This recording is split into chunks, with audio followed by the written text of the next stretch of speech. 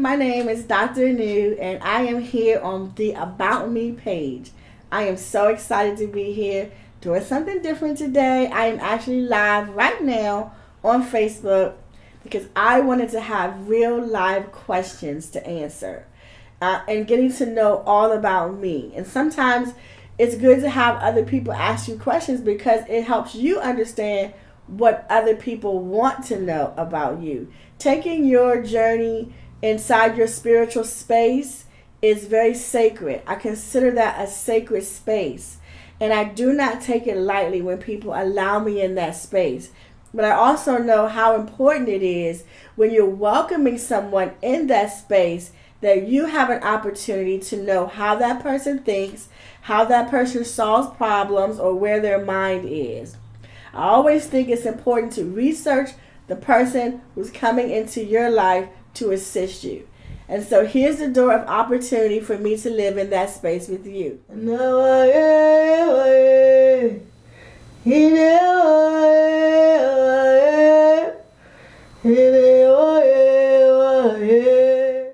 What makes my soul dance? That's a good question. It's going to be a weird answer because it's probably not the answer that everyone would normally have. But what makes my soul dance is to see people's evolution, to see people evolve from one state of consciousness to the next state of consciousness. What makes my soul dance is the love of the process of evolving. I absolutely love that. I really do. What made me decide that this was the path I wanted to take, and had I ever been overwhelmed? I have absolutely been overwhelmed before. What made me decide that this was my path is it decided, that's an interesting question because I say that you don't have to seek your dream or seek your path. Your path seeks you. I didn't have to look for it. I didn't have to search for it. It was me. So it was an undeniable thing taking place, which was the awareness of myself. And I know that sounds interesting, but it really is my truth. How did I know it was my path? Because it was me. And I could not deny me. And had I been overwhelmed? Absolutely. My path, or the thing that I'm responsible for doing here on planet Earth, is assisting people in becoming the best them that they can be.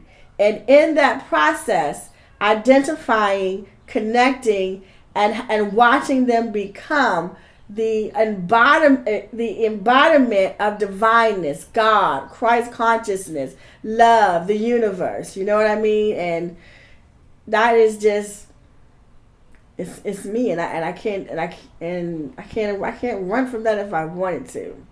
In the beginning of this thing, I used to have, because I am a seer, I'm one who sees those who've crossed over. People call it death. It's not death because energy doesn't die.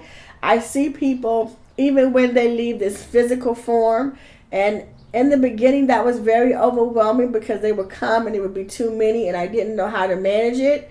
I learned how to manage it. I had a wonderful master teacher teach me how to manage it. And she said, when she saw me, she said, you have a lot of people and they're unmanaged. They're taking over your life. This is your life. And I went, yeah.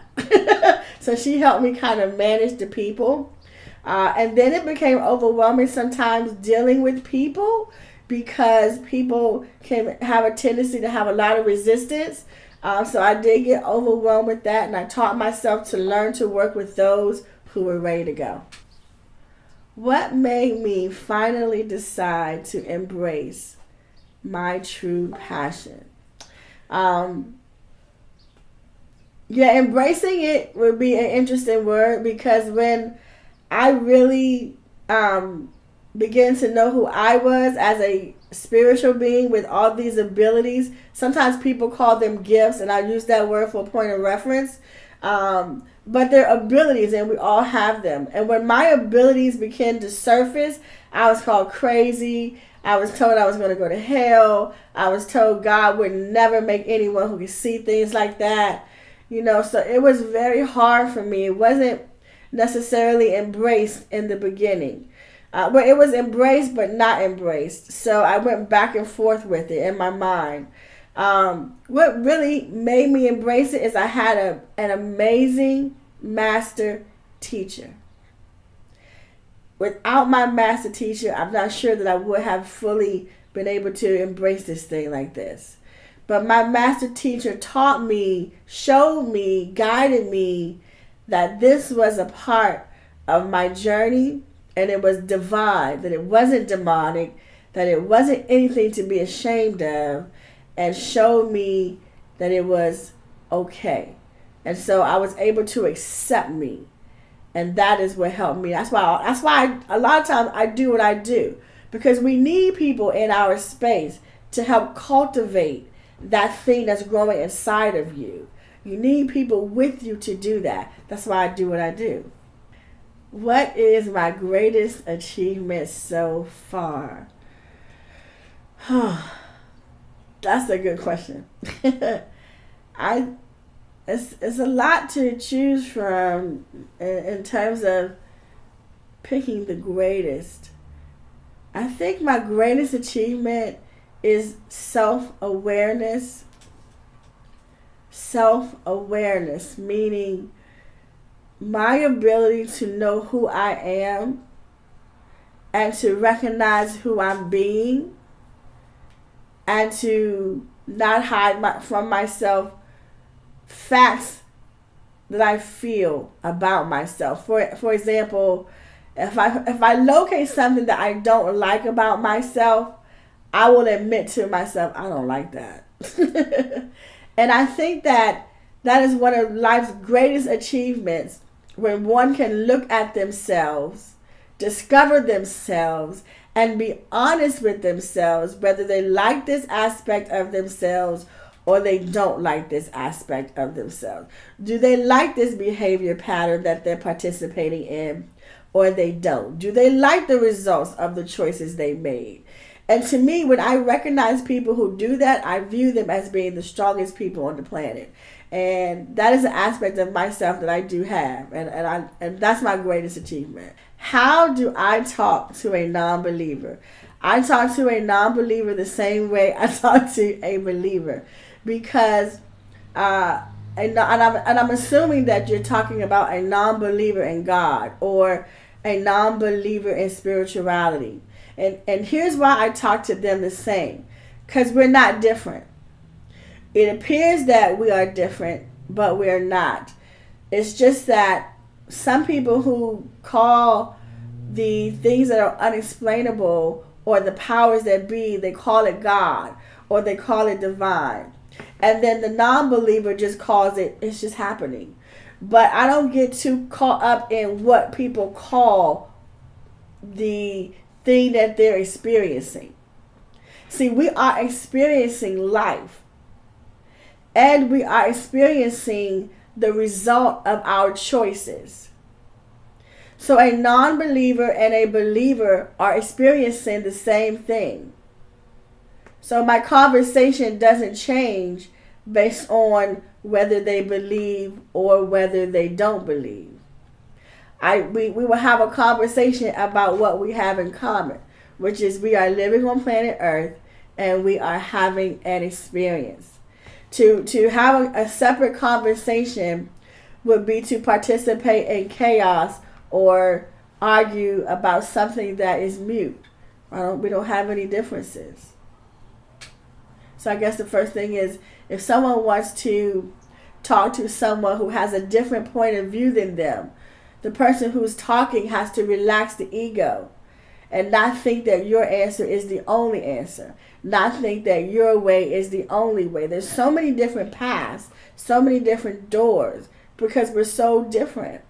And so relax your ego, relax your thinking that you have the answer, and welcome the new knowledge in from the other person who's talking to you. Ashe. Good question. What do I do to get myself ready to be open to my spiritual senses? Yeah, your spiritual self and senses. My spiritual self and senses. That's a very good question, because in the beginning, when I had people trying to teach me how to do this thing, or teach me how to live in this space, or teach me how to work my gifts, they all gave me different formulas, different ways to open myself, different ways to do what you're asking me, like light a candle, burn incense, play this or do that. And so I had so many people telling me how to do it, until I just one day woke up and realized that I was those tools. So every tool that they had given me to begin my process, the breathe in, the lighting the candles, the burning the incense, the burning the sage, the having the music, all was a tool that was being used to help me center myself. And that's what I would do, until one day something happened and I realized that I was those tools. And I didn't necessarily have to go create that space to be in that space. I realized I am that space. But that took time to get there. So enjoy the journey that you have in creating your space, because it's yours, it's personal. And you may always do it, or you may have a different way, that it transforms for you. But for me, I use all of those things. Like candle, I have a candle today. Like candle, burn incense, burn sage, play music. And I still do those things today. I just do them differently. Now I know I am the candle. Now I know I am the sage. You know what I mean? So I'm not looking for it to create the power. I am looking at it as I am a part of it, and we are the power. And that's how I create my space. And that's how I check my senses, I guess, so to speak. What made me decide I wanted to help others on their journey? It's very interesting, because when I first started out, like I said earlier, I was chastised for my abilities. Now, when I would go up to people and share with them things that were to come, or things that they should look out for, it was always, it always felt good. It always felt good. It wasn't until I would come back and tell somebody what I did that it became demonized. So I guess the choice had been made the minute I did the first, gave the first message. Because in my giving of the first message, it was beautiful to have that. And I remember saying to God one day, okay, this is great. To walk up to people and tell them things is great. But I want to do more. I want to do more than just walk up to people and tell them things. Because me telling them something has to have a meaning. There has to be a reason why you would make me go up to them. And so in that space, I learned that the reason was for their healing. The reason was so that they can get their healing. And I said, yay. And I got excited, because now it's more than a message.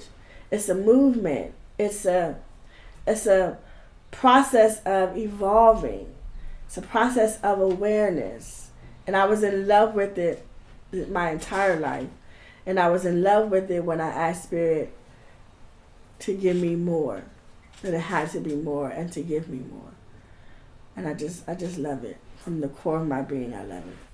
Other than my uncle, is there anybody else in my family like me? Depending on what you mean when you say like me.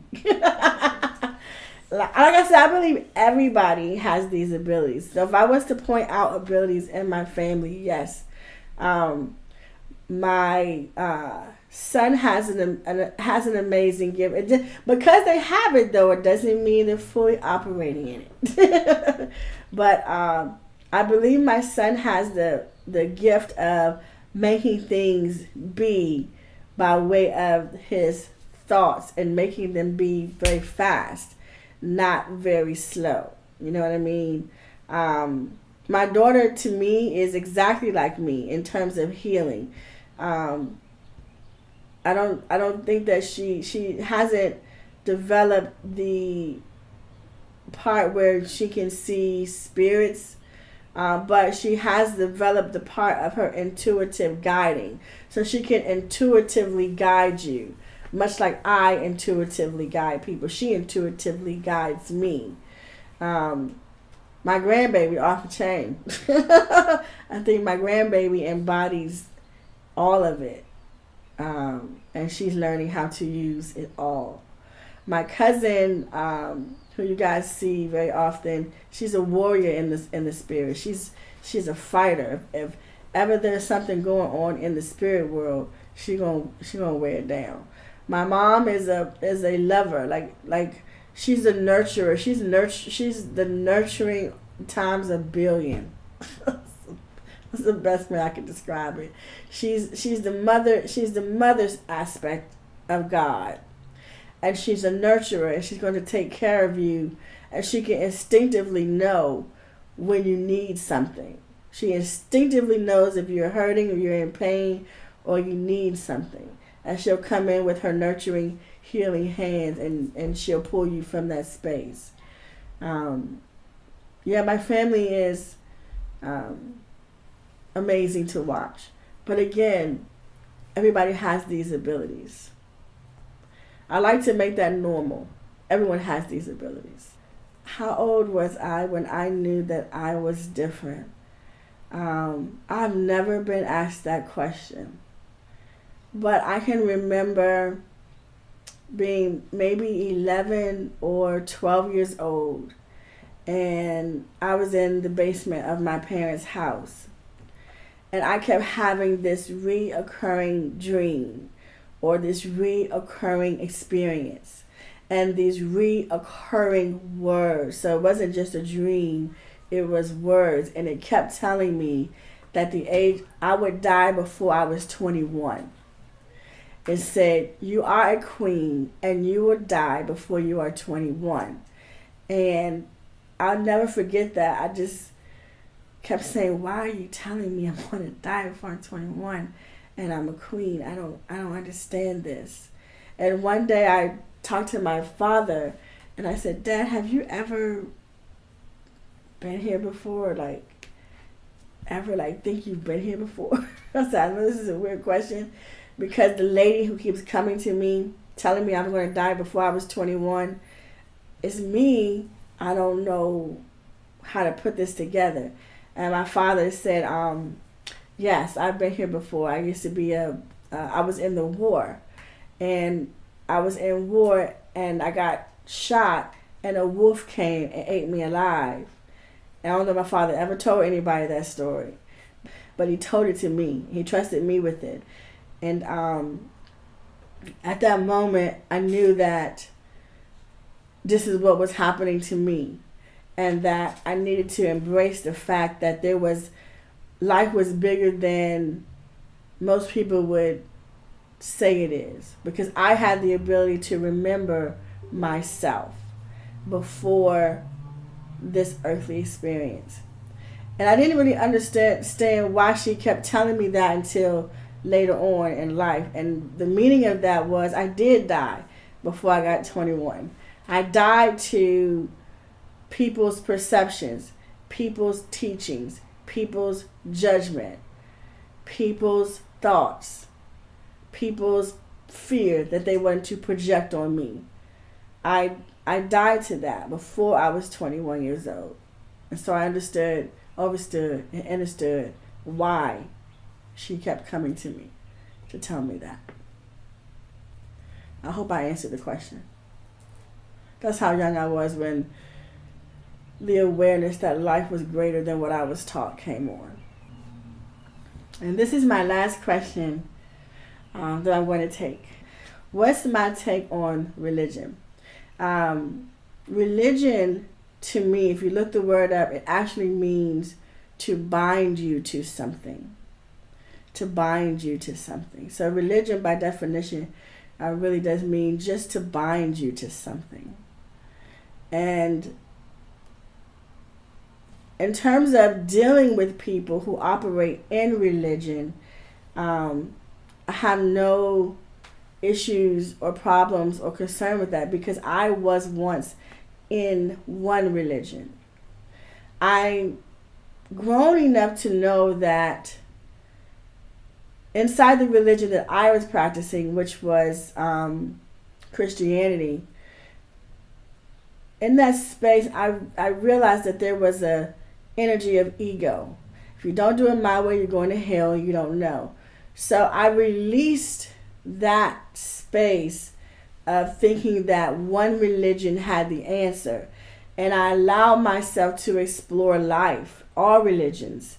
And because I remember asking God one day, "You're very mean, because you would let someone who's in a whole different country, who never even gets to learn what I learned, because their culture doesn't share that. I'm not learning what they're learning. They're not learning what I'm learning in terms of a religious practice. And if they don't know you, they get to go to hell. That's so mean of you." And I remember saying that to God. And in that space, this is when God opened me up. I allowed God to be active in my life and open me up, as opposed to what everyone was teaching me. I was listening to God. And God opened me up and said, "Yeah, that's religion. That's not what I'm doing." I'm in the hearts of every person. And God began to show me how that was true. And I would love to share that with you in some of these classes that we have, that I give, the beautiful openness of God. Because it doesn't exist in one thing. God is all things. Omnipotent, omnipresent, all things. Not some things, all things. I thank you guys so much. I could go on and on for this. I really could. I love this stuff. Even when I was being told wrap it up, I got sad. I was like, oh. But I can't stay here all day. I get that. I love you guys so much. I appreciate you guys so much. Even in this live video space, please share this live video that's on Facebook. And if you're on my webpage or wherever you're watching this video, please share it, because it is really my honor to serve you, because that's what I do.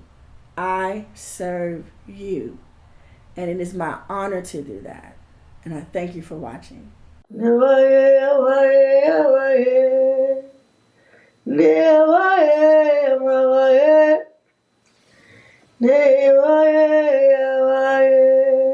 Alright, so I'm going to talk about being a transparent coach.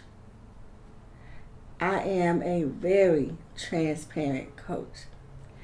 Even in the creation of this video, my About Me video, I had some stumbling blocks, something in the way. And I went to my daughter, who is one of my master coaches, and my cousin, and shared with them the things that were bothering me. I said, I can't get past this thing. I don't know what this thing is. But whatever it is keeping me from being inspired to do my About Me video. And so one of the things that my cousin did was she asked me enough questions to push me to see that something was wrong. And then I went and grabbed my daughter, and I said, I just need a little bit more of a push, because I need both of them a lot of times. I need, push me. And she said, what's wrong? And I said, you know what? I'm having a problem with my About Me video, because I am not standing in the space that would be my end, like my final end result. This is my creation. This is my final end result. And I don't think that I can do my About Me page yet, because I haven't landed at my story of success. I haven't landed there yet. And my daughter said, well, you need to redefine success. And I said, interesting. No, she says, how do you feel about redefining success? And I said, interesting. I need to do that. And she says, yes, Mom, because a lot of times I notice that you equate material things to success. She said, what are you called to do on this earth? I said, to help people heal. She said, have you done that? I said, yes, I have. She said, then you've been successful. And I said, this is great. You know, I love to share my stories about my healing also, because we're in this together. I'm not standing in front of anyone saying, I've mastered life and my life is perfect. But I do stand before you with some beautiful formulas that we all can use, and we can master this thing called life together. Thank you so much for watching this video and getting to know me. That meant so much to me. I look forward to joining with you on your spiritual journey and having you join us here at the Tribe. Thanks again for watching.